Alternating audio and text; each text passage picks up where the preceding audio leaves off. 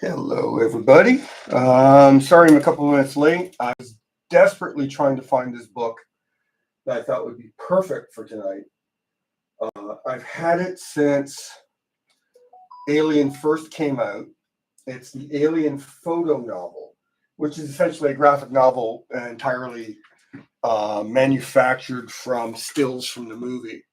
And it's actually a little different from it. And I've been searching for the better part of an hour. I found some other books I thought were missing, but yeah, that was the big book I was going to make a point of sharing. I also have, and I must be with the Alien book. I have the Walt Simonson Alien graphic novel adaptation somewhere, and they're probably hiding in the same box I haven't stumbled across yet. So that's hey,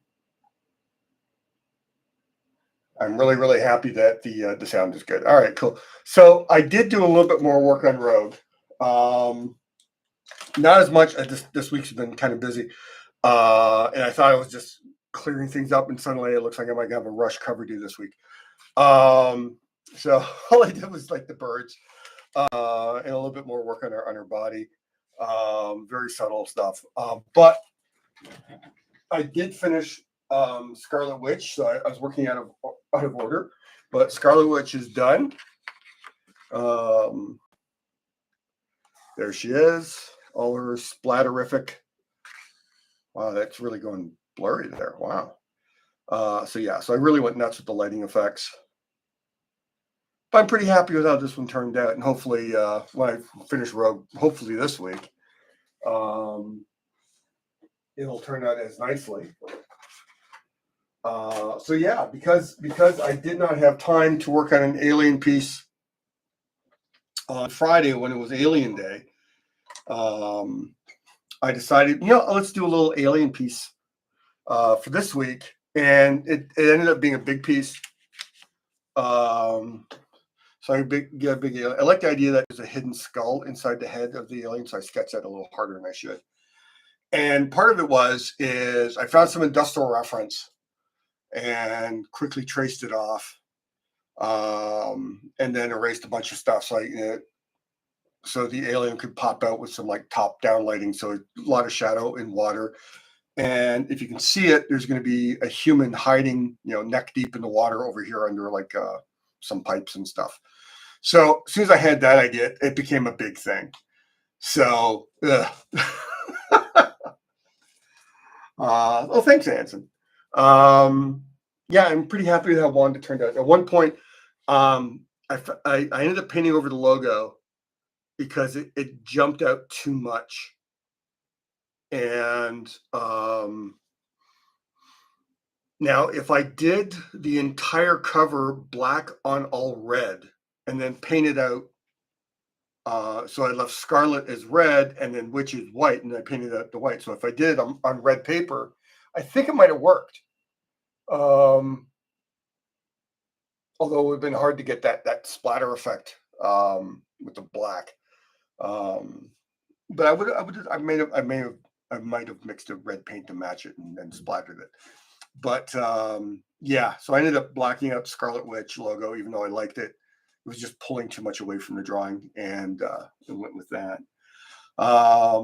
Okay, so I spent so much darn time looking for those Alien books. I didn't pull any other books aside.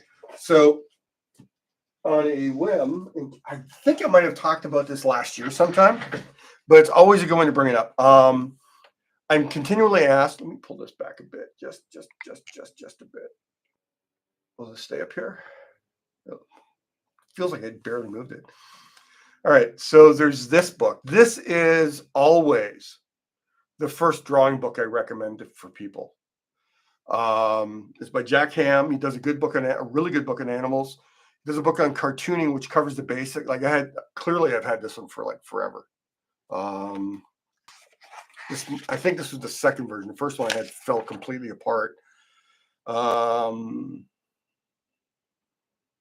Yeah, this is the 48th printing of this book. It is the best introductory drawing book. Right now, I believe the edition you get is printed on demand per order by Amazon, even though I think it's still owned by Dover. I made a gift of a few copies recently, and the printing is not quite as good, but that's to be expected with print on demand. But in spite of that, it is still a fabulous, fabulous book. It covers everything, like really simple, almost cartoony head construction, which is great for kids and starting people. Teaching you the perspectives of the head on view, a whole bunch of different ways to draw eyes, so you're not like drawing eyes just straight from manga or anime. Different takes on it, using the eye as a measuring tool. This is terrifying. Isn't this a terrifying image? It's all these eyes with all the lashes, and it just looks like some sort of like, it's like almost like a biblical vision of an angel. And it really gets into this in a very clear, very understandable way. I mean, the art's a little dated in terms of style. I mean, that really looks like a 1960s drawing. But he gets into a way that I think really gets the point across to people willing to work with a text to get better drawing, like the information on hair, different angles of the face, different hairstyles, different approach to the angles in the face. So if the head moves a little bit, you actually get a little bit of information on that, different line approaches, looking at foreshortening profiles. I'm going to go a little faster because there's so much stuff to do on the alien. I really want to get into it. Different media to get across, semi-cartoon head. I mean, that's terrifying. That's a terrifying face. This is when I first saw these. I had already had Bridgman and Hogarth, who I now, as a art instructor, I hate Hogarth. I absolutely recommend people not to get Hogarth books. His Light and Shadow book is okay, but that's about it. I think Hogarth is almost destructive to art education in terms of drawing the figure. But when I saw this, all the heads cut to show you the proportions and like the head widths for the shoulders and all this stuff. If you can memorize this, most of your proportion issues will be gone. If you can memorize that. That's my take on it. Mannequins, he calls them a figurette, but they're mannequins. Directing the figure. Some of his jump around here is it's okay.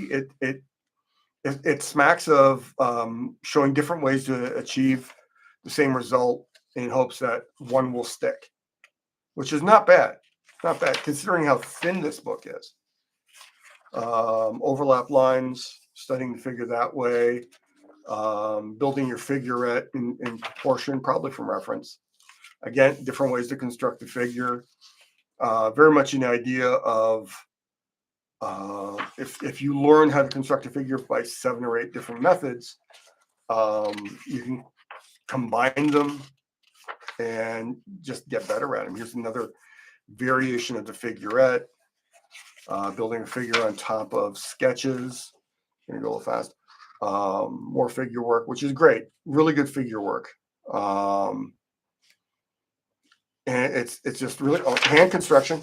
He's got a nice little section on hands after we finish it off with the arm. Basic proportions of the hand, how to construct it. Breaking the hand down into components so you can understand how it works a little bit better. A nice little, like, almost like, you ever seen like those wooden hand models in art supply stores? It looks a little bit like that. More hand drawings. These are very cartoony, comic booky from the era, which is fine. Legs. I think he spends a little bit of time on the feet. Legs. All right. So I wanted to see the feet because he has. This is the first, the structure on the feet here, which is nice. Not how I approach feet. Not anymore, anyway. But this is the first art book that I saw that had extensive sequence on putting shoes on people. And I learned a lot from this. Again, I don't necessarily construct shoes like this anymore, but I learned a lot from this. men's shoes, or women can wear them too. More, but men's shoes. That's the title of it. Much more drawings. And here we go. This is great. This is also a really, really great bit. Simple folds. This is the first time I saw a section on, again, fashion's way out of date, but the principles are the same, on drawing clothing on a human figure. How to drape and fold and bunch, all that stuff. The suit still holds true. I mean, if you're drawing a guy in a suit, you're going to draw a guy in a suit. Suits haven't changed that much. The rest of the fashion has, but it's incredibly, incredibly useful. So, yeah, if you have a youngster in your life that's looking to draw, it's still in print, in quotes, because it's print on demand, and it's dirt cheap. This copy, when I bought this, it was $12. I think it was $15 when I was recommending when I started teaching in the early aughts. And now I think it's still probably under $20 still, because it's print on demand. It's just a great book.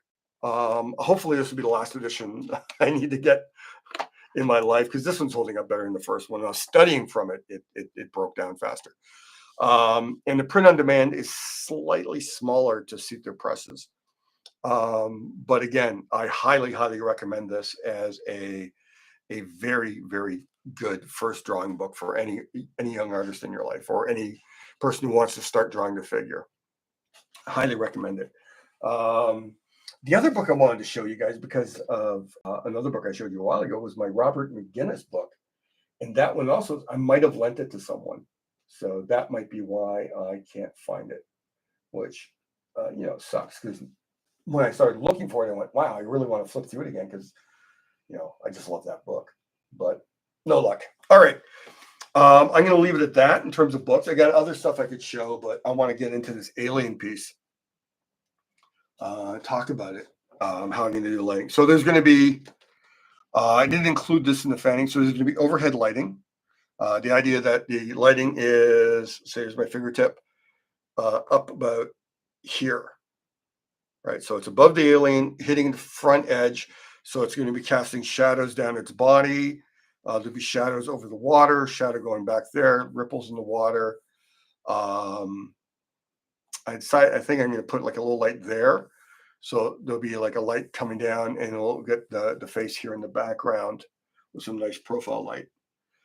But the real thing here, what I want to deal with is, so the skull. So this is a very translucent. If you're an Alien Xenomorph fan like I am, you've seen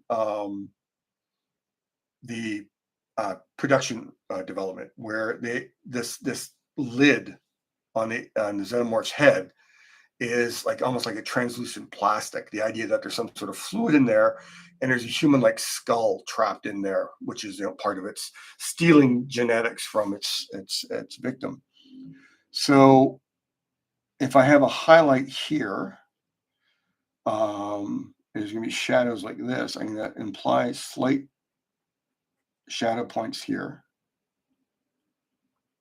So I'm doing like I guess a 50% screen line there. And I'm going to darken it just a bit by cross-hatching into it. Are you getting a good enough look at that? Okay, good. Just wanted to make sure I wasn't somehow suddenly off camera. Now, I'm going to do a hard line for the head part coming up here and let it fade a bit, because I'm going to have some reflection up there. Pick up the line again here as it descends. And it's coming up again. You can let it fade a bit as it. So the idea that there's going to be two different light sources there. So if this is illuminated, everything I drew in here, like the bits of skull I drew in there, is going to be eaten away. But what I can do is I can start putting it, like, again, that kind of half value there.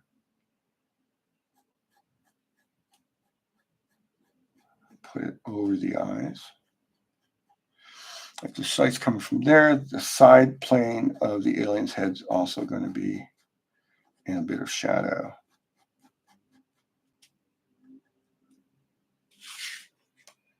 So it's not looking solid. It's kind of like vague, dusty type lighting. And what I'm going to do is I can start rendering over the whole thing.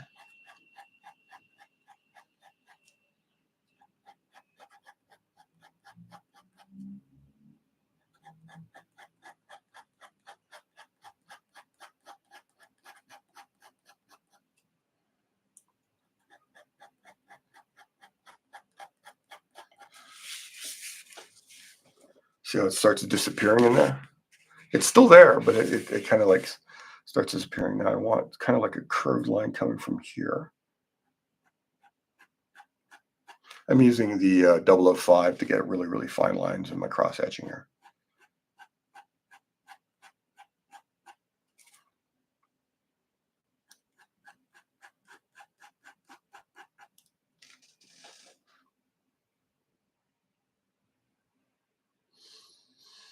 I see, part of the reason why I wanted to bring up the photo novel because I remember seeing through that head a bit in the first movie. I could be misremembering because it has been a very long time, and I'm a very old man. But that's one of the aspects I really love. There was a while ago there was a line of alien action figures, and boy did I want to get those. And it was like really super deluxe. I think it was like a $300 figure, and but it had the translucent top head.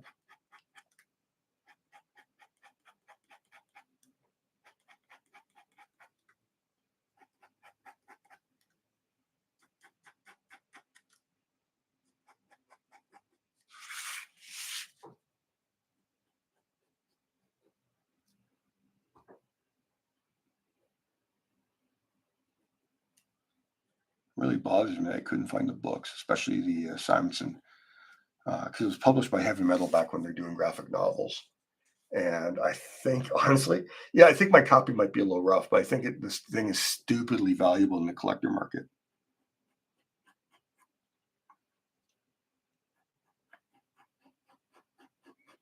There's part of me that's thinking it's like I found a ton of books I'm thinking about getting rid of, just because I'm going. I don't know if I'm going to look through this book again when so it might be in my best interest to not have to have my son deal with it like when I pass away. So I'm starting to think that divesting. I think I talked about this before on stream. That it's going to be time to reduce the books, and part of me is thinking that maybe I'll sell them. Like if there's like stupid value to them, I'll absolutely let them go for the collector market, or I might just gift them to younger friends and other artists.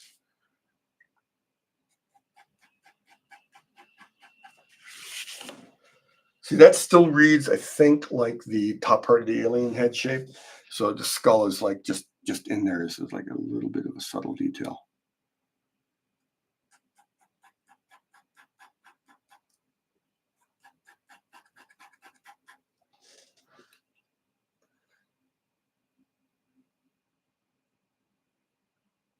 That's what I thought. Radisgul, like that name. Okay, that might be the one, a 1-to-1 scale statue. Oh my God, full size? No, I was thinking. I think I saw like a 15-inch tall plastic figure from one of the companies that does all that licensed figure work. I think it was like 6-7 years ago. And this is the anniversary. I think it's the 40th or 40th. Can't be the 40th. My God, I remember it's Alien is on re-release right now. I think they remastered it a bit, and if I can get this cover I just picked up today done, I'm going to go see it Tuesday with my son because he's never seen it on the big screen. I haven't seen it on the big screen since it first came out.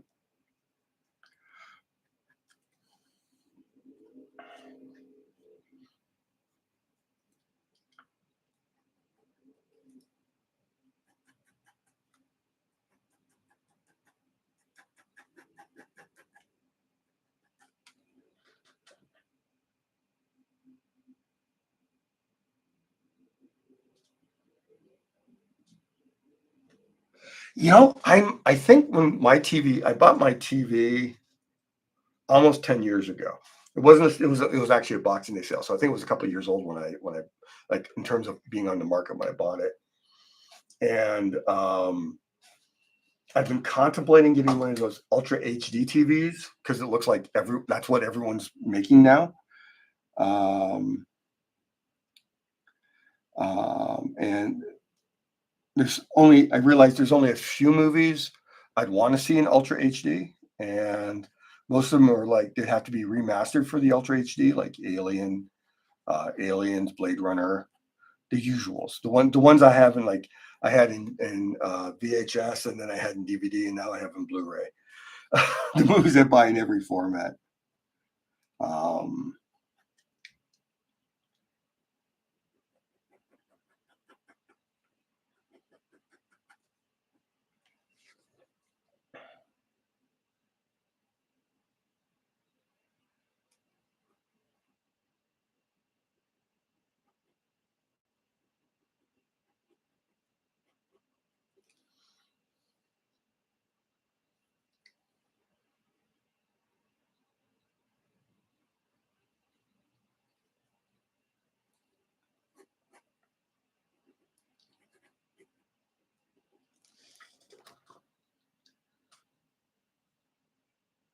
yeah, it's like so. I think my TV is only God. Growing up as a kid with like those cathode ray tube TVs, and now thinking that like a 48-inch. I think it's 48. It might be bigger. It might be 52-inch TV.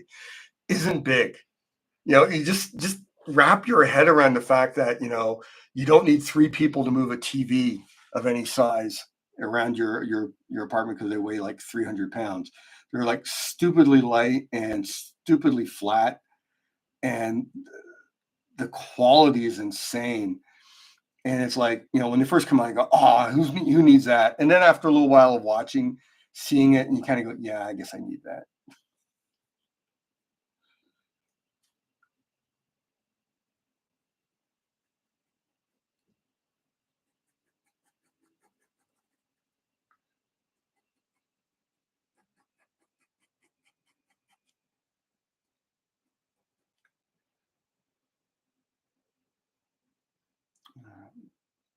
Make this a little smaller.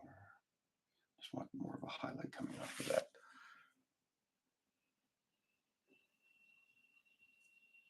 join, that seam between the top of the head and the rest of the head.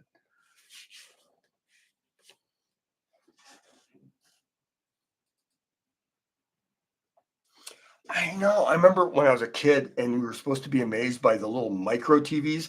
There were like 8-inch TV screens, and they were like, "Oh my God, they're so handy." You could barely see anything in these little tiny little black and white TVs. And they were like high tech at the time. I remember my grandfather's TV.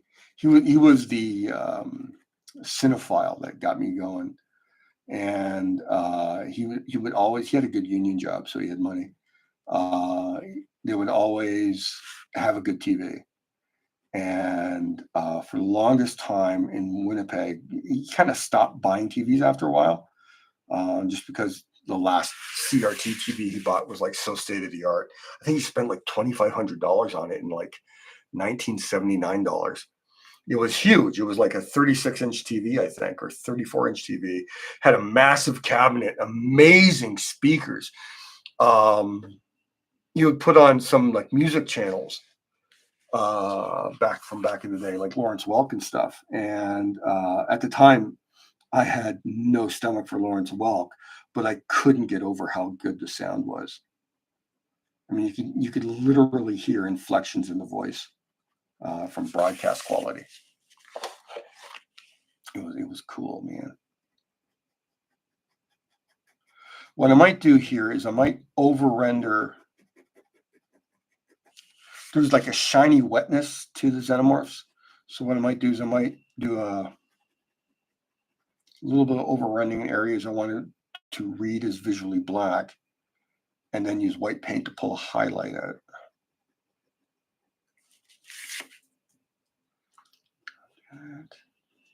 I'm going to drop an additional light. So I'm going to want to drop a light here. And even if I render the hell out of this, I might actually do some white splatter to like bleed into so that you have that burn through from the light. And I might do a little bit of light right here in this gap in the neck, and maybe have some water reflection here, just to create that slightly more silhouette-y look.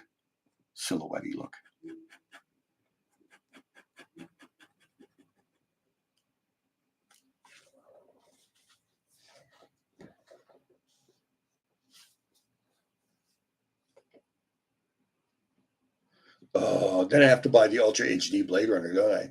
Have they made an Ultra HD Blade Runner? So I have the Blu-ray, and I don't want to. Yeah, growing up as a kid, it was. I was lucky that I only remember color TV. I mean, some of my earliest memories are of, this is weird, news coverage of Vietnam. I know there was, specific for kids TV that was on. And I mean, I remember, Friendly Giant, Mr. Dress Up, all the stuff that was very decidedly for kids. I remember all that stuff. But one of my earliest memories, because it was unique, was actually seeing footage of soldiers in Vietnam, which is a weird memory, I think, to have lingered on. I just remember it was like,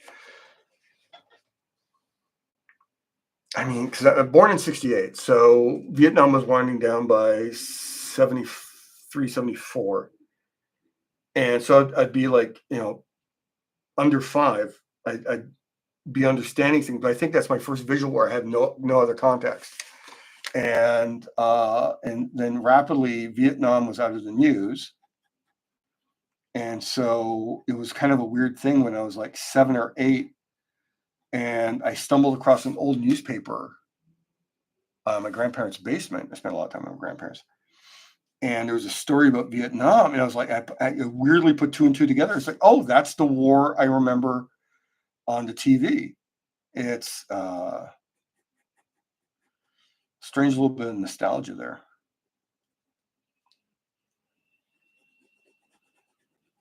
God, am I going to render this entire thing with the 005? Maybe just a head.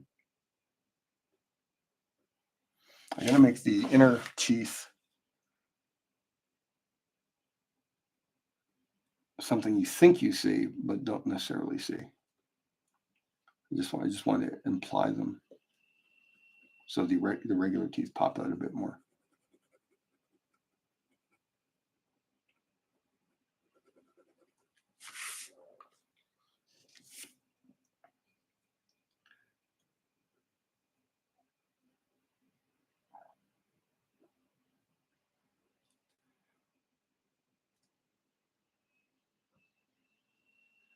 God, now I'm gonna.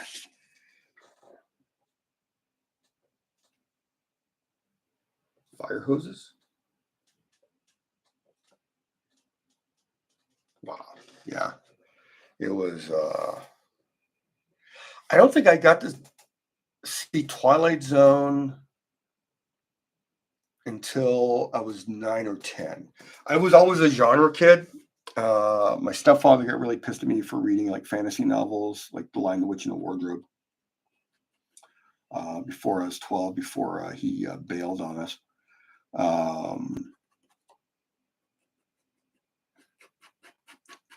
He was a weirdo. But it was like my grandfather indulged. My grandfather was great. Grandfather indulged all my weird like film and fantasy stuff. He was the one who made the decision. It's like, oh, if you want a book and you don't have enough money in your allowance, we'll just go to the bookstore and buy all the books you want. Because I was a real book nerd when I was a kid. I might put a few tiny. I don't want them to distract from the main teeth because I think they pop nicely there. And I just I took a small photo and I traced it with a thick pencil, and with an idea that I erase out areas where I want things to go black or not. So I have to be careful a little bit, like how dark I go here, because I don't want this to get eaten up here. But I also don't want a bunch of lines around the mouth to distract.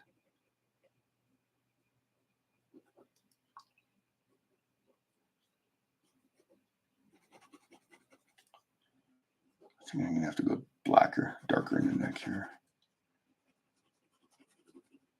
I mean, here's all that biotech stuff that Giger included in everything.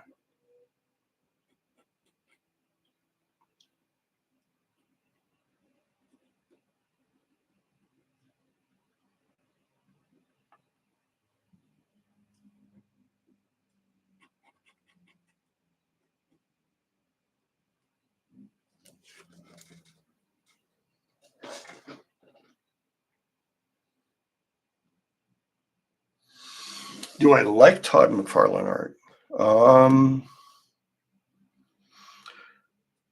It's that's kind of like a weirdly the older I get as an artist, it's weirder to whether or not to say I really appreciate what Todd puts on the page. And I'll even say that about Rob Liefeld, who I don't necessarily respect Rob as an artist. I respect him as a comic book maker.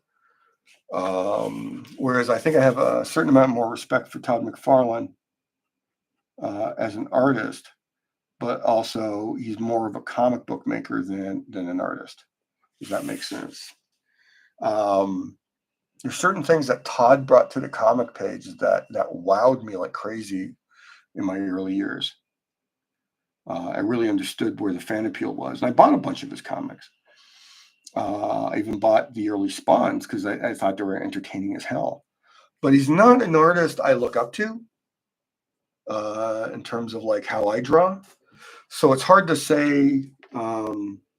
Like doesn't really necessarily come into it. I appreciate his work, but when I say I like someone's artwork, it's artwork that really impresses the hell out of me, and it usually sits within my style wheelhouse, if that makes sense. Hopefully, that's not too. No, it's not at all clumsy wording. It's a valid question. I mean, I love Greg Capullo's work, who has taken a lot of stuff out of Todd McFarlane. So yeah, I really like Greg Capullo. I can say you're like Greg Capullo, and on his own stuff, his Batman stuff, I feel was a little bit more him. I try and give if someone takes the time to ask me a question, I try and be as thoughtful as possible answering it.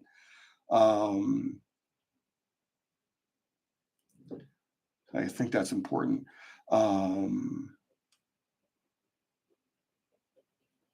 I'm kind of old-fashioned in my tastes too, which kind of puts me in a bit of a bind because I can appreciate a lot of like more recent developments, comic art, but the stuff that really drives me. I mean, the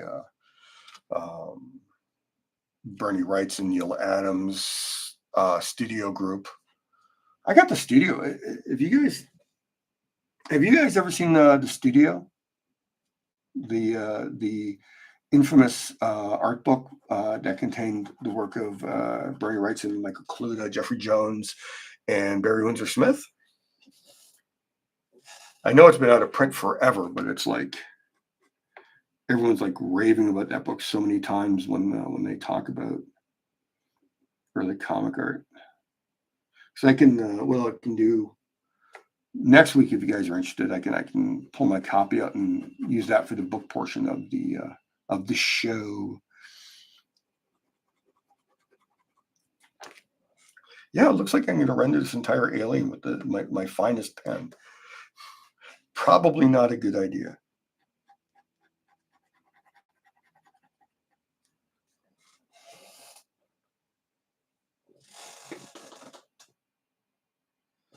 Yeah, they were. Oh my God.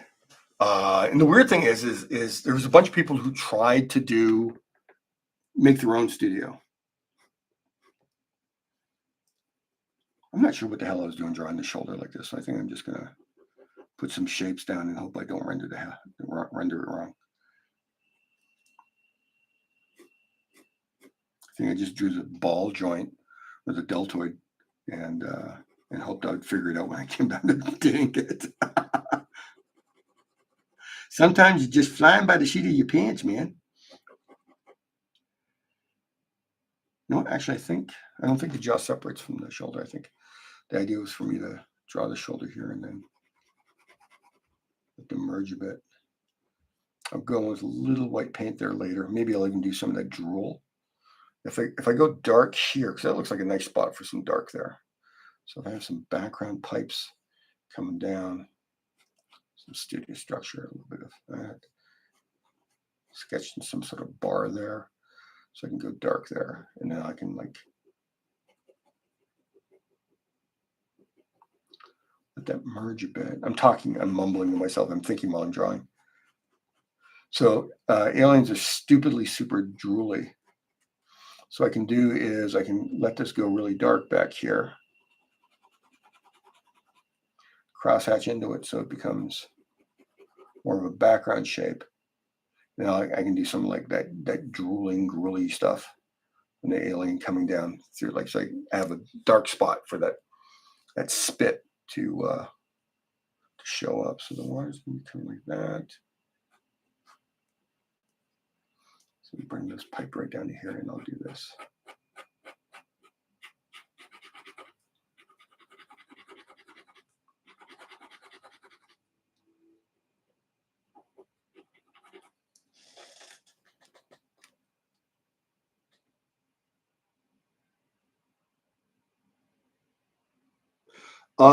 You should buy Savage Sword #2, which is out in like a week or so, because Jim Zub and I actually did a story in it, where the lead Conan story.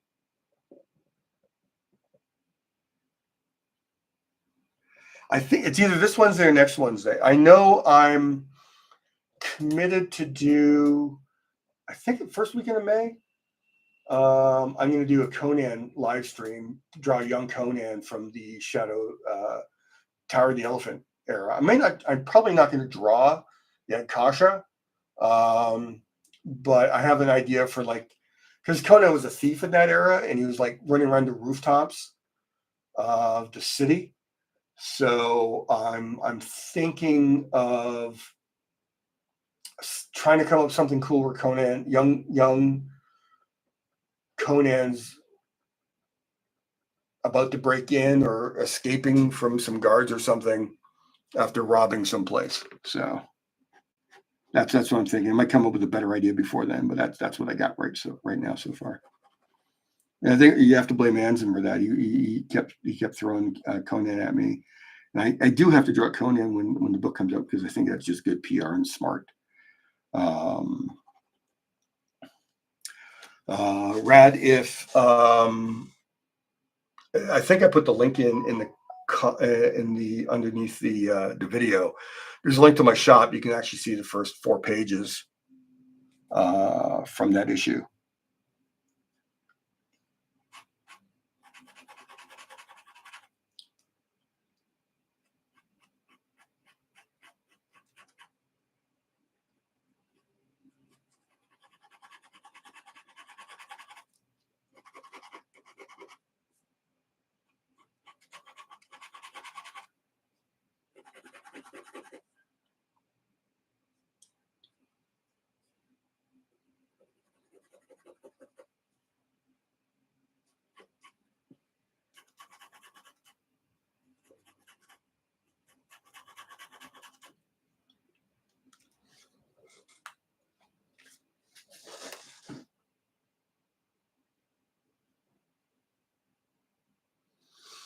Yeah, it's Batman the Barbarian. Oh God, yeah. I'm definitely going to be jumping up to the one in the 3 for that.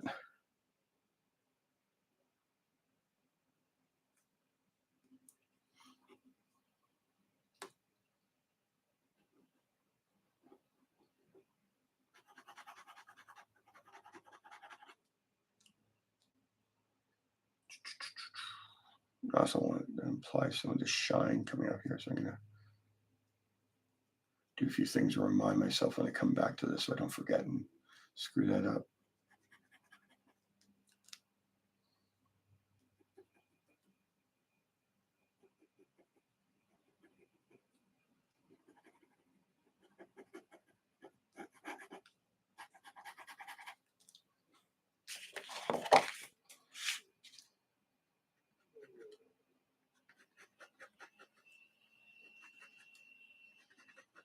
That's no good. A second, I was worried I jumped off camera there.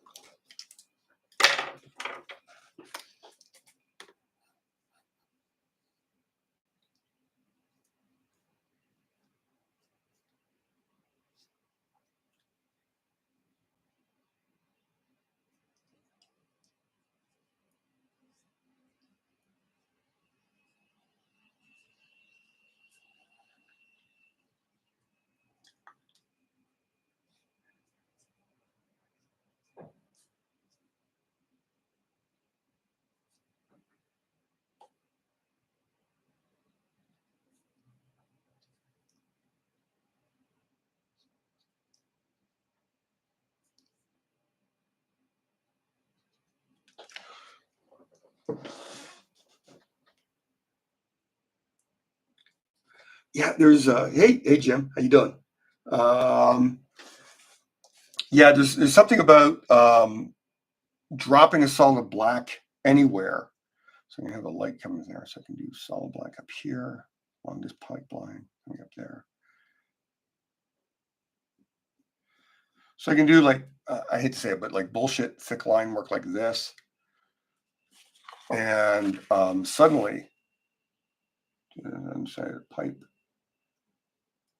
this becomes a constructed detail, even though it's essentially what I like to call visual noise.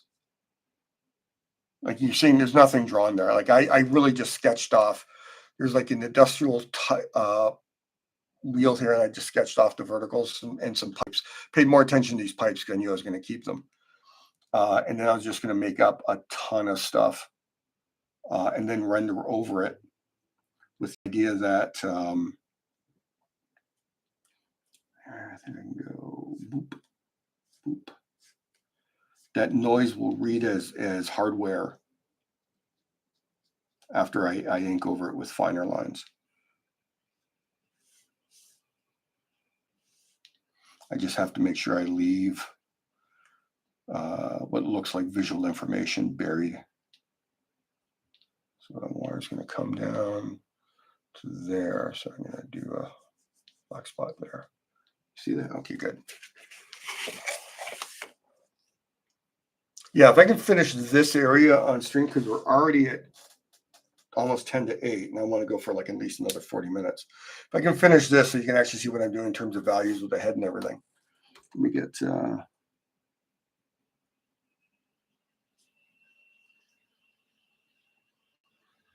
solid black would allow all the rendering in the alien's head to come forward too. I think I'm gonna have to put a black here. There we go.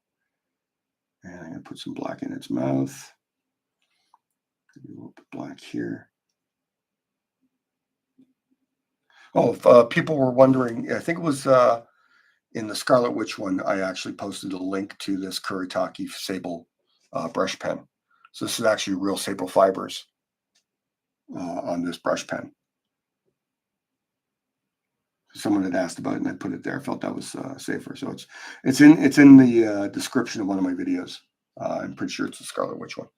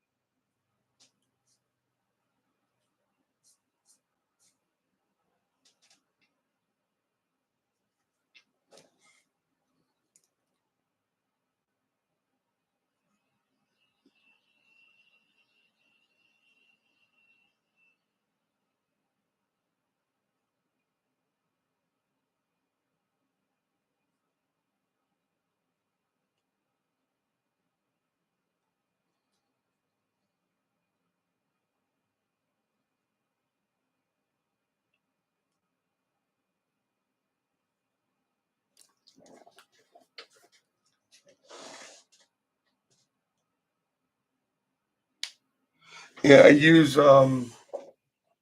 carbon ink. I buy it separately. You can buy it in cartridges or the actual bottle. Um, and it's a mostly waterproof. I don't. There's no real fountain pen ink that's totally waterproof. This is a pretty water resistant black ink, so I like it a lot, and it's about as dark as you can get um, in terms of fountain pen ink. I want that to come down there. All right, let's render over some of this tech and make it feel like it's tech.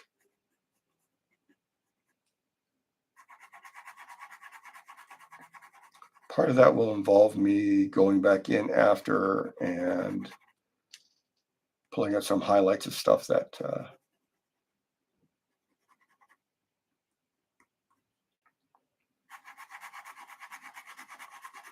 I've implied, like, rivets and bolts and pipes and tubing.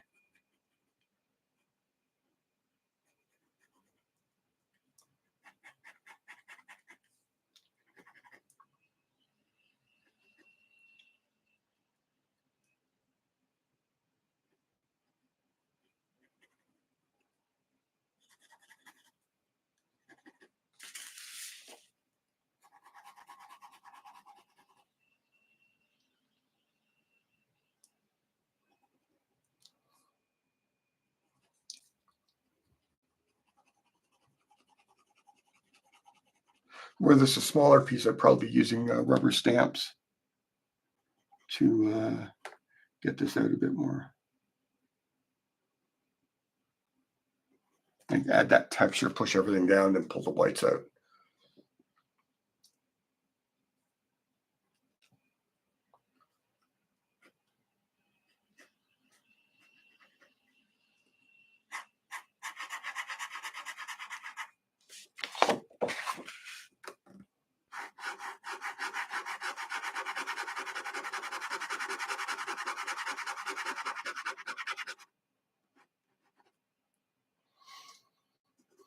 One of the other tricks I'll do is I'll do like some water dripping.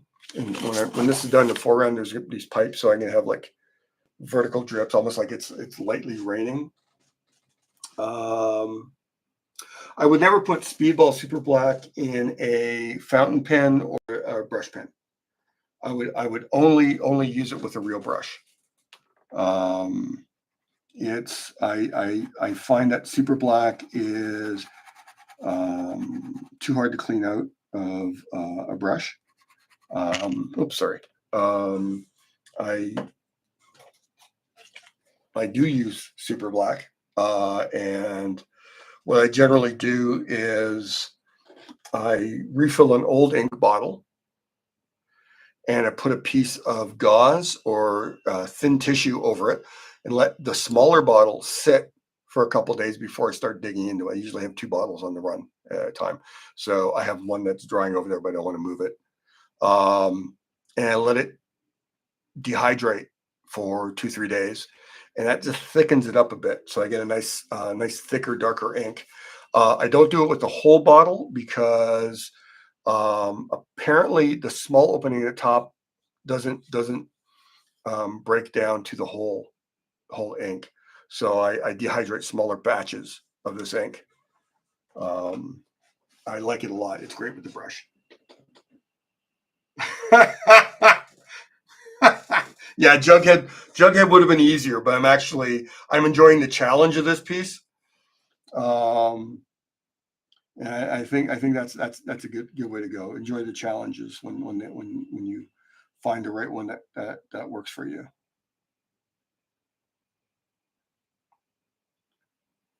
I find when drawing made up tech, things like rivets, patterning of any sort, really helps with the illusion that you actually spent all the time really drawing this stuff.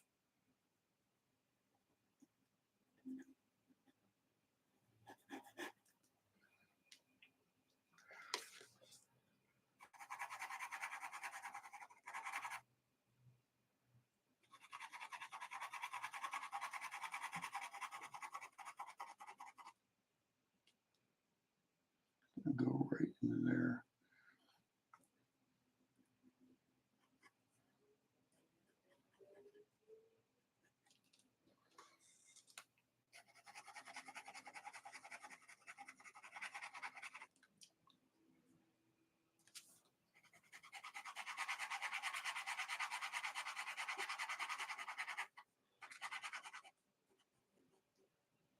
There's a finger there. I just inked right over it. There we go.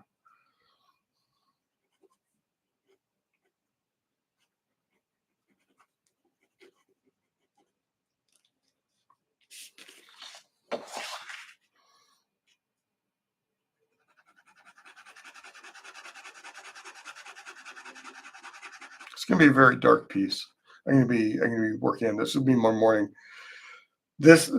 The Savage Line Rogue should be a morning warm up, but I have a feeling I'll be spending a lot of time tinkering this one too. I mean, I've already. It's not on there. I got a light box. I'm on. I decided I want to put a couple of tiny little velociraptors in that rogue piece behind her. So I penciled them on a separate sheet, and I have to add them. Light box them in. I don't want to try and draw them on the fly in ink and mess it up.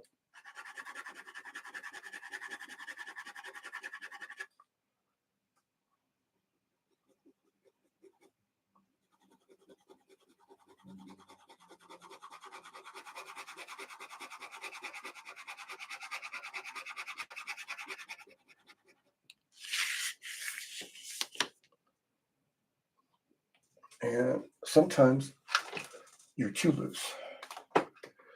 This piece of hardware here, whatever it is, it's just too bendy. So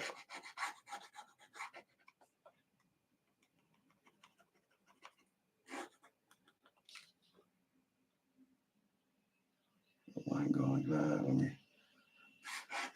Oh, she had done that to start.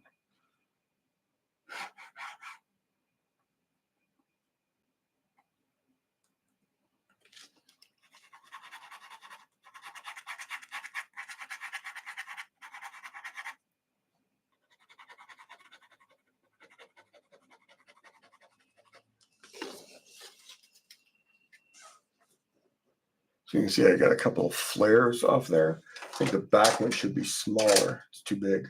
I'm gonna pull up my 005 again. I'm going to draw the highlights right to the top of the skull or head.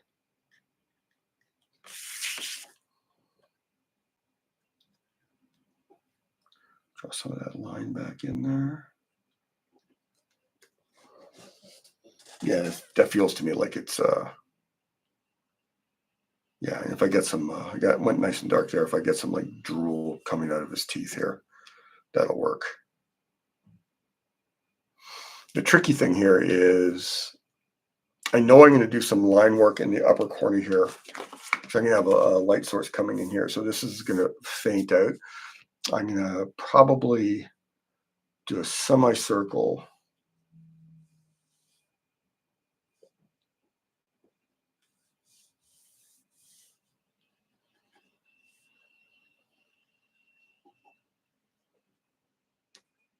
Where I'm going to allow my solid blacks to go.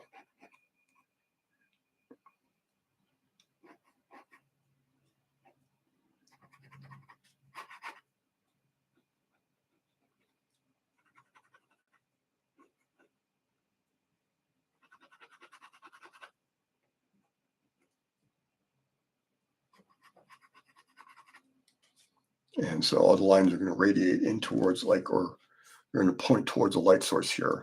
And then to get rid of the blue, I might throw some white paint down there, but the light source is going to be coming off of there. So it's going to indicate why these highlights are here, which means I'm going to have a highlight here as well. I should have thought, yeah, I can do some white paint compare on that. On those weird kind of I know what they're called in armor. I'm blanking on them at the moment. Those kind of Excalibur, side, shoulder vertical armor bits that protect the head from side swipes.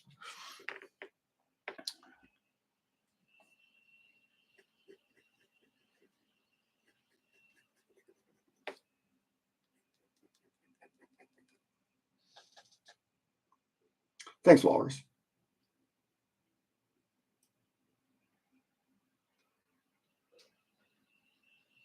How do I ensure that this doesn't pull away from the xenomorph? Largely from there's going to be, so the light source is going to be coming down here. So it's going to gray out here. A lot of these are going to go into shadow. So you see a lot of stuff here, but I mean, a lot of this stuff is going to be near black, and I'm going to do a lot of rendering. And I might even, to push it back further, I might pull up like one of my rubber stamps and like throw on some more texture, more darkness in there. So it fades into a darker value. So the highlights are going to make the alien pop forward. And there's also, you probably missed it, there's going to be this light here. There's going to be a light here. You can see where I erased some of my initial sketch in Photoshop. And there's going to be a light back here further in the tunnel. So he's going to become more of a silhouette with these lights in the background. And then I'm going to have this lovely little detail of this head here.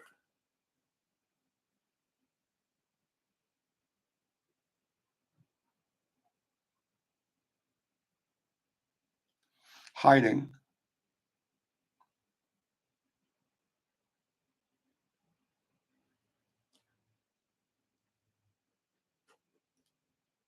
With her hand over her mouth.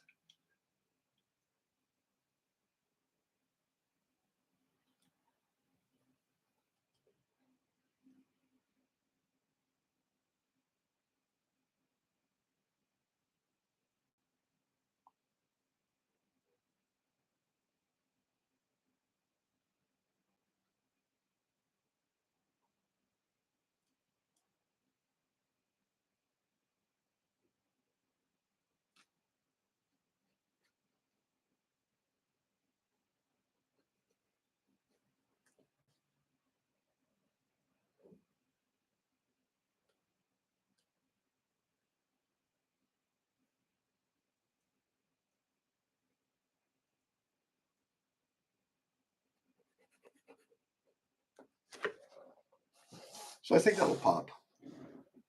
Veronica hiding. Probably gonna make her blonde so she pops out a bit more. So Betty.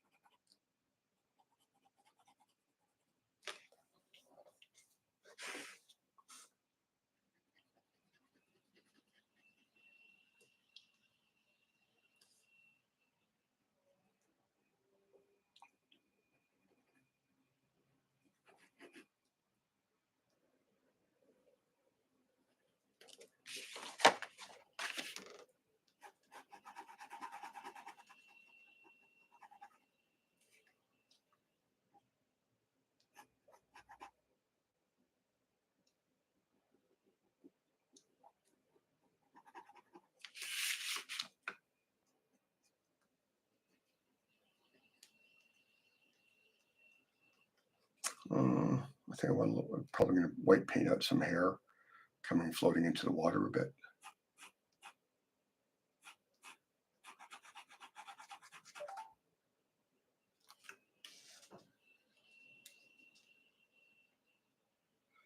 Okay, so the thoughts I had, again, I gotta find someone to Archie to talk to, because if Archie won't do it, there's no way in hell Marvel won't do it. And Marvel and Archie have done crossovers before.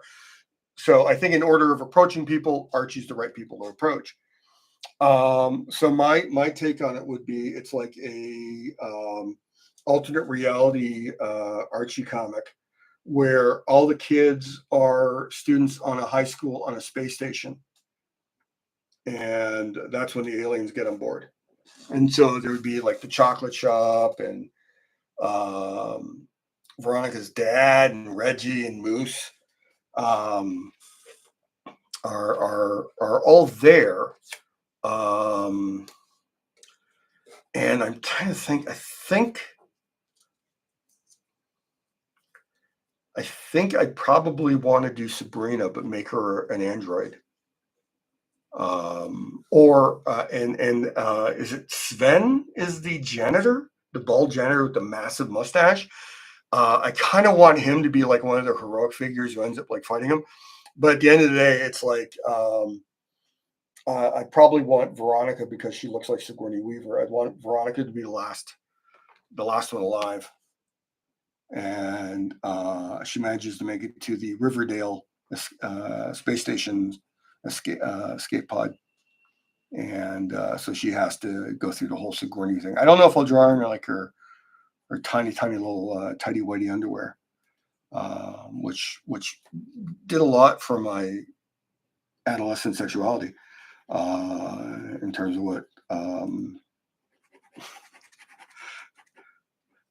it imprinted on me. Let's leave it like that.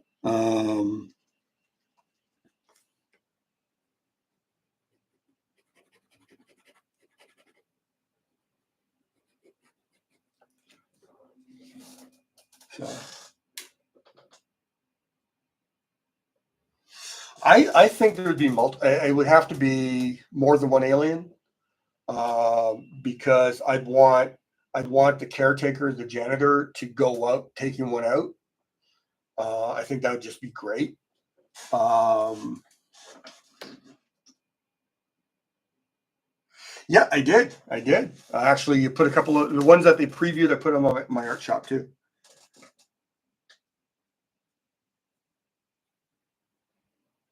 Principal could be an android too. I'm thinking what would happen is Reggie would be. I never liked Reggie, but Reggie would be the one who would let the eggs in or the alien in. Um, Part of me kind of like it'd be kind of interesting if Sabrina was the one that came on with the chest burster. Like just use her name and like she comes on. Where's she from? I don't know, but she's supposed to be a student here, and then blurf, something went wrong in shipping. The cryo things were interfered with, but the droids fixed them before we arrived. So I did do some. I have done some thinking about. I'd love to do. Really, truly, would love to do Reggie's Paul Reiser. Yeah, that's literally what I was thinking about. Um, I'd love to do this as a one shot, just like a nice little 22-page Archie comic one shot where it's like Archie versus aliens. So let's see if I can get some traction with this. Again, I gotta find out. I used to know someone at Archie, and they left. So I have no idea. I have no connections with Archie right now, but I'm talking to a few of my friends about getting some info. So that would be a fun thing. Although the weird thing is, I'd want to do a cover for it, but I'd much rather see it drawn in more of a traditional Archie style. So I'd probably um, ask Dan Parent to draw it. I think he'd draw the hell out of it. I think it'd be hilarious if he drew it.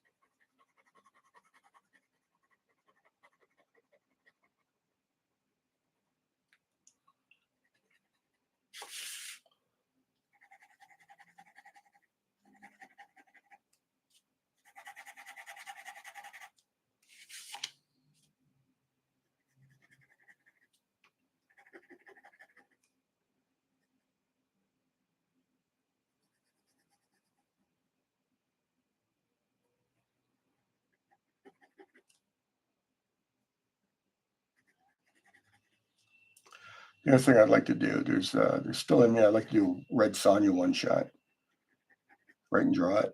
That's something I'd perfectly fine writing and drawing. I'm going to do a one shot where it's essentially,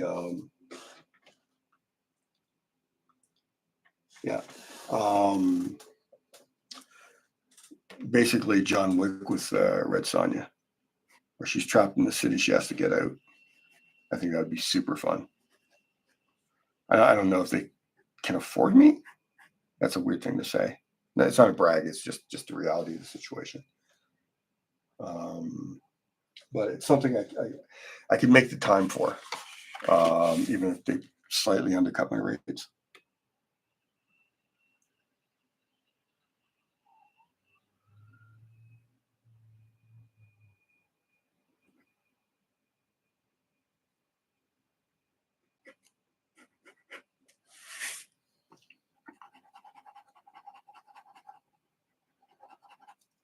Yeah, I think I'm gonna have to do highlights, rim lights, to get this to pop properly from the background, which is fine.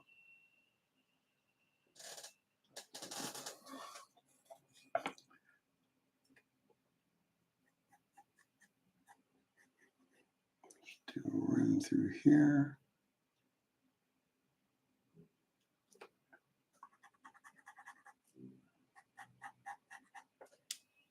So I should be using a 1 for this.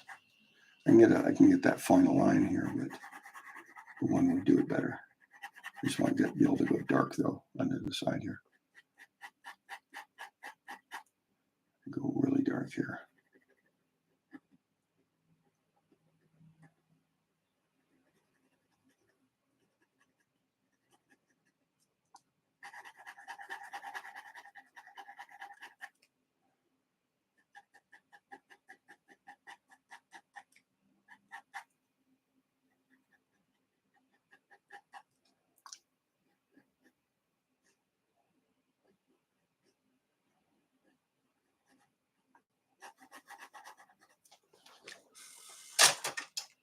I used a double 5 for this.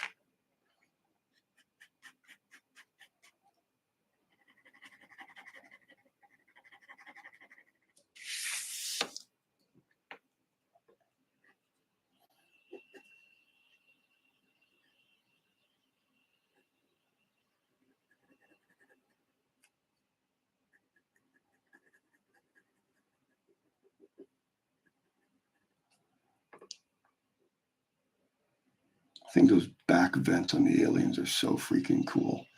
I'd never seen anything like that before in creature design.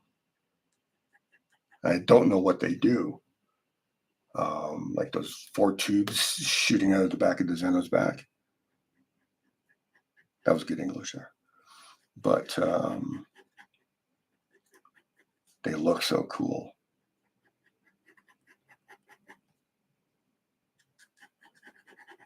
So these are going to be backlit here, so that some of that hallway light's going to be coming right here. So I'm going to go darker with them, with knowing that I'm going to do a little bit of paint splatter over top of them. Very likely when I get to the finish. I do all that white paint stuff right at the end because it's hell to draw. Hey Navajo, how you doing?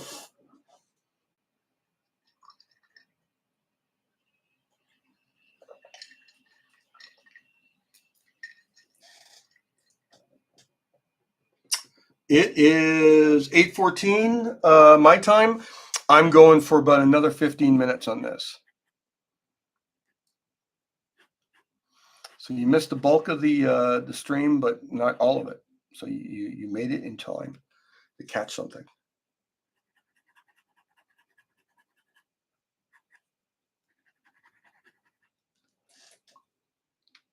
Yeah, 8:14 p.m. Oh my God. What part of the world are you from? Romania. Wow, you're up late, or you're up really, really early. I mean,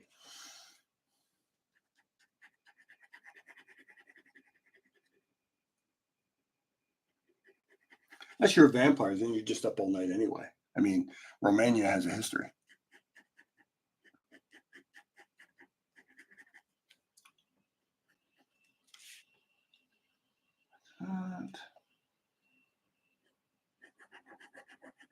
Weird kind of rib bone constructions, exterior, almost like chitin.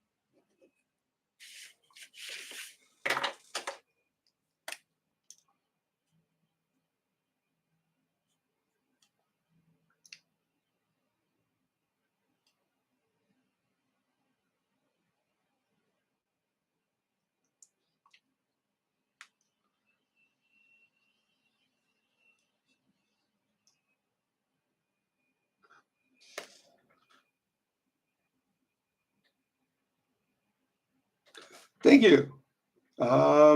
Enjoy your drawing too. Thank you so much.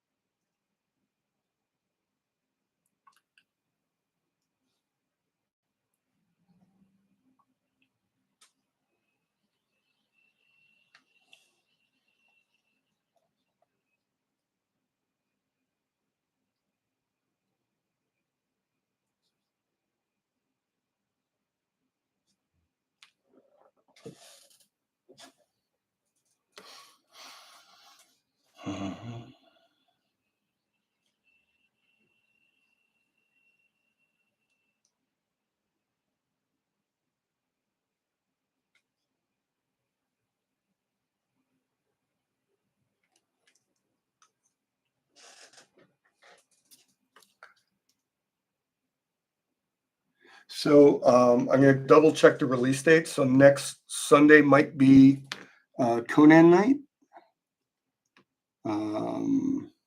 Yet another Conan night. I've done so many of those. I think I want a core shadow coming through here.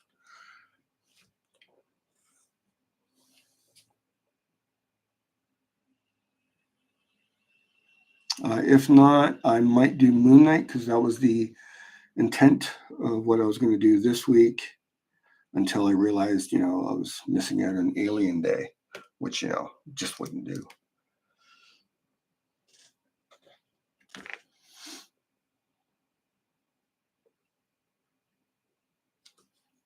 Just want to put some slightly thicker.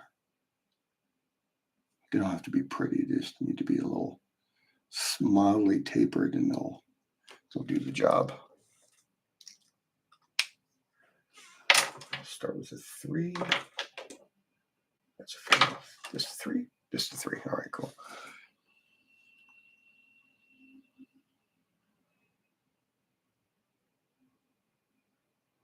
Go over this again to get the line a little thicker. Apply some depth.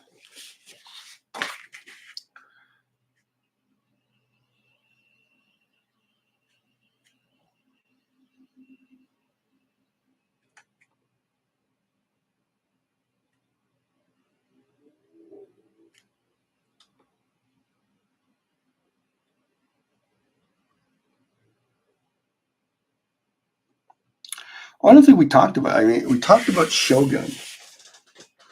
Hey, Jamie.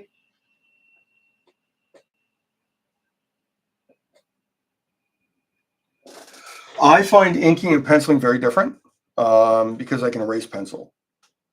But on top of that, I've been drawing long enough that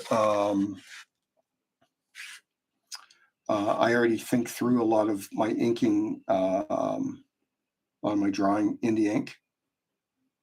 And so I don't do as finished pencils as I used to. I do sketches. Like this is a pretty loose sketch, no indication of lighting or anything. I just kind of sketch out all the details. Even the background, I took like a little 5x6 photograph, traced it on tracing paper, blew it up, and then cleaned out a bunch of it in Photoshop. I just used a big soft pencil, and that was all I needed. Making up and changing stuff as I go through doing the tech stuff here. But I find the fastest way, when I was teaching, I used to teach at art colleges. I find do some cross hatching here to get more shadow happening.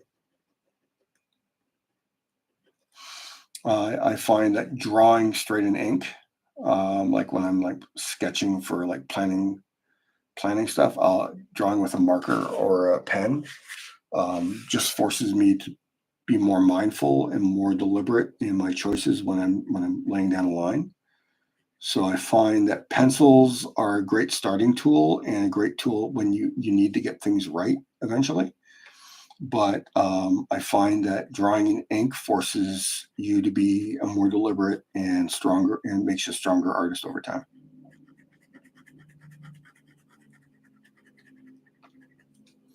Hope that helps.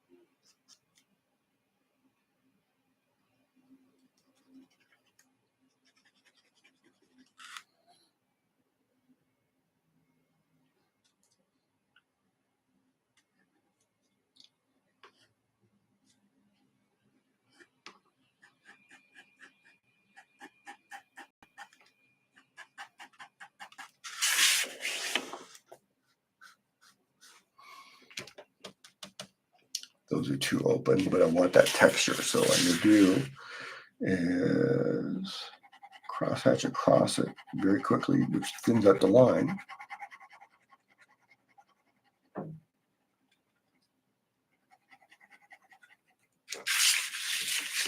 So still reads as that weird kind of like ribbed texture, but it pushes back a bit and allows me to create another texture for this like seam on the chitin.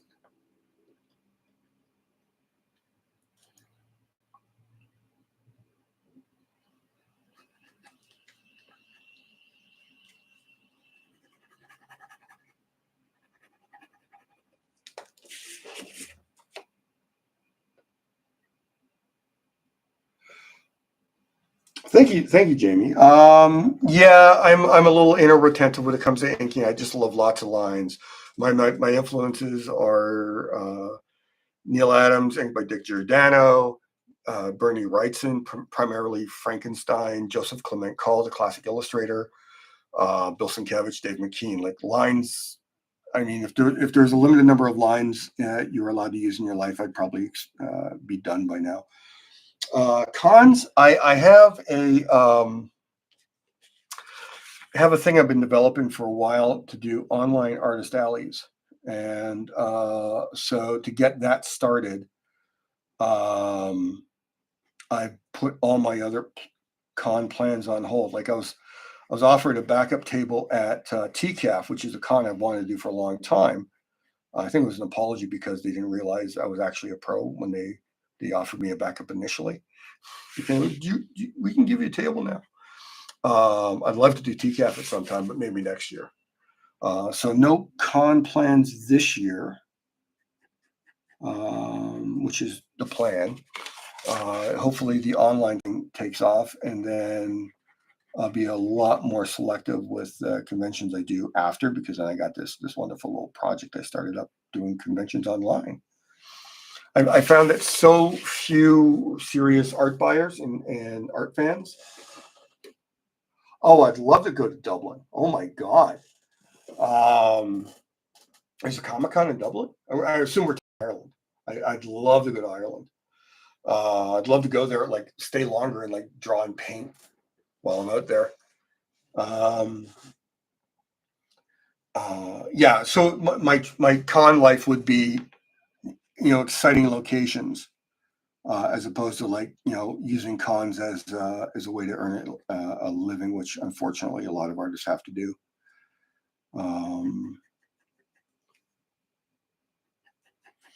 I'd much rather, have a con bring me out to Dublin, pay for me for like, the weekend and everything. And then I pick up the tab for like staying for like the rest of a week, and really, really get to see it, make it a working vacation, which just seems like a better way to approach things to me. And yeah. Oh, okay.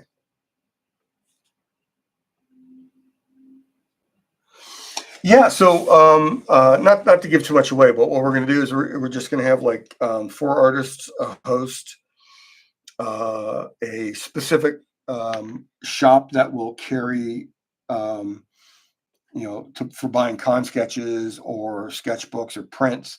There'll actually be an online store for all the artists that are in attendance at the online event, and we'll draw like hours during the show. We'll treat it like an actual convention. So it's like if it's a 2-day convention that we're running, and I think our first one's just going to be 2 days.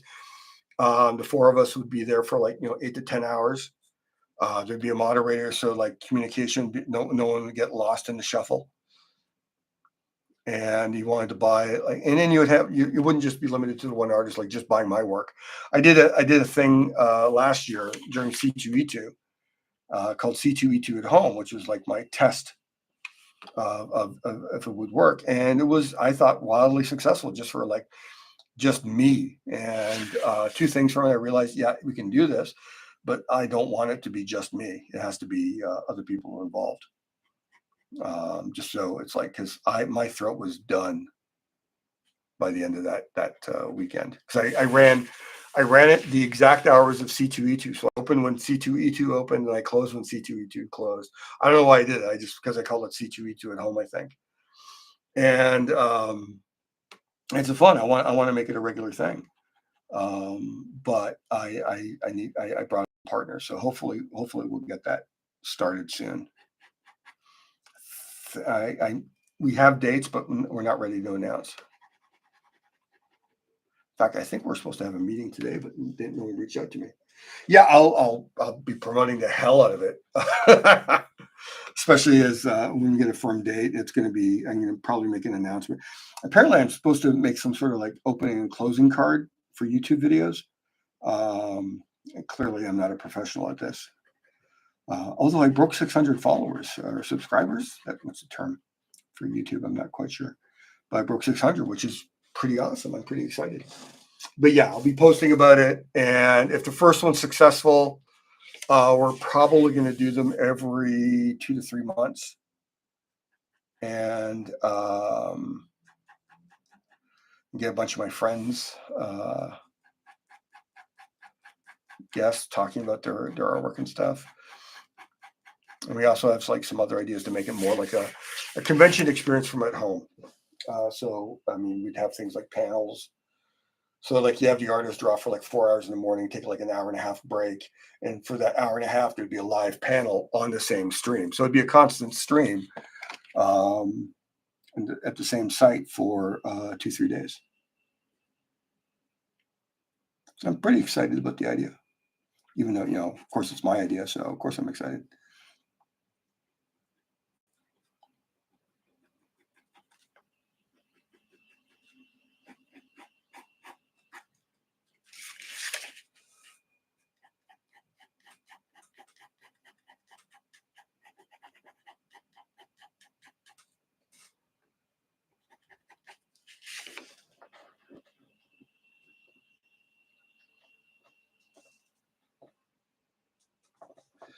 Suggested reading material for dynamic poses.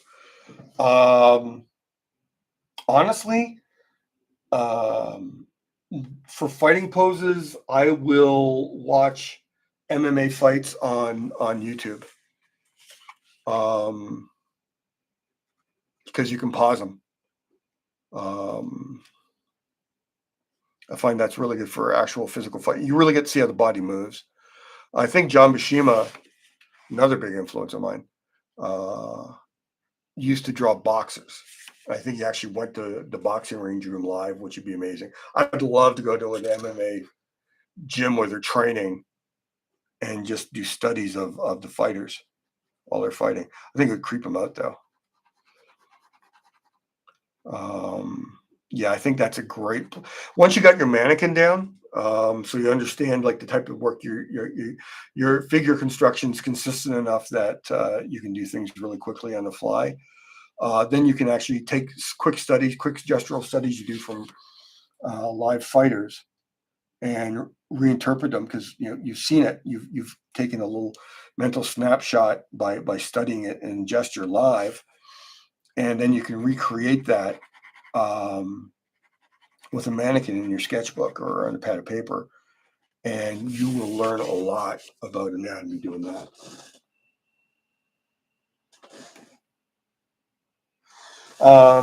And life drawing. Long sustained poses aren't as good for it, but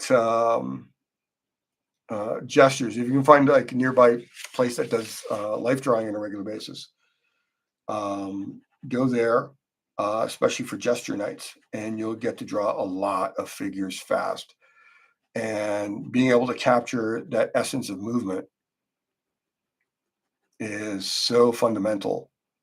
Most of the artists I encounter who have a serious problem with like stiffness in their art, they generally are largely self-taught, which is a lot of people, but they don't have the experience of drawing from life that much. And drawing from imagination is largely a mechanical exercise, and you need to find a way past that mechanical aspect to get some life in the drawing. So I really recommend life drawing.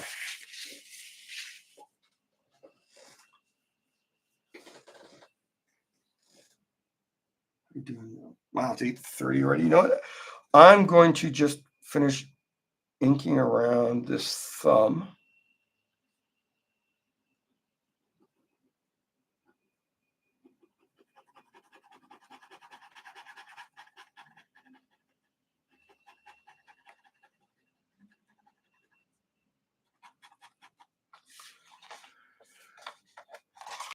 And then I'm going to call it a night.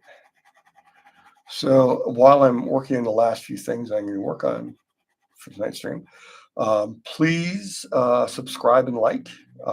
Those really help other people discover the channel. So I've been told. Again, I'm no expert at this, but this is what I'm being told to say.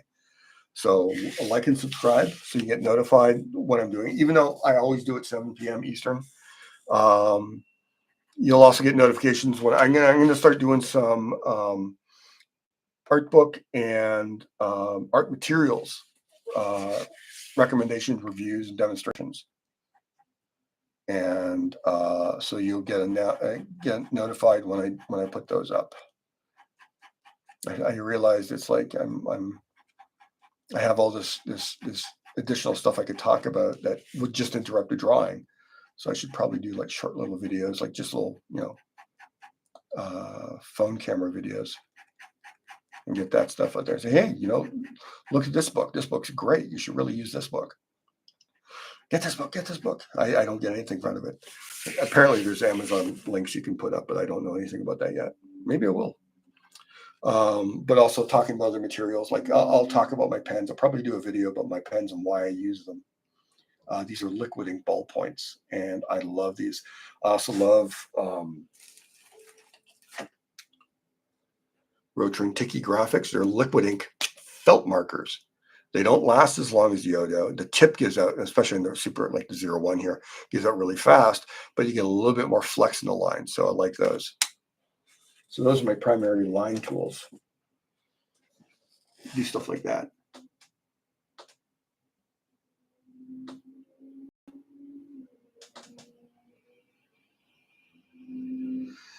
I'm hoping to I'll hopefully have this and the Savage Line Rogue done for next week. Scarlet Witch is done. I'll probably make her part of the art drop on Friday in my shop if anyone's interested in buying Scarlet Witch. And we flip it out again. Where did I put it? There it is. Yeah, so this one's done for the people who weren't at the start. So this is Scarlet Witch. It won the poll on my Patreon. That's another thing. If you want to show more support, I have a $1 a month Patreon. Easy to find. It's just Richard Pace on Patreon. And Jim, I saw that note. Yeah, you know what? No, it's good. I got to do a review of it. I experimented with it. They're not tools I need, but now I know. Yeah. So this, and I definitely will have this one done for next session, so I can show it off. And I'm hoping to have this one done, but this one might be. Well, I just picked up an emergency cover that's due Wednesday on top of my regular work, so that might be too much for next week, especially with all the stuff I have to do here. And the weird thing is, after the alien's done, the water texture is going to be pretty easy, and then the lighting and this background texture are easy. But this alien will probably take me another 2 hours, and I got to find 2 hours out of my regular work schedule to do it. So, yeah. So, like and subscribe. If you want to support me more directly, my $1 a month Patreon is out there for everyone who is interested. You get to see, in terms of like my not safe for work, although I haven't had a chance to do any of that for a little bit. That the only place you can see it uncensored is on Patreon, because Instagram and every other platform's a complete jerk to me. And in my Instagram, Richard_Pace on Instagram. Those are my socials. And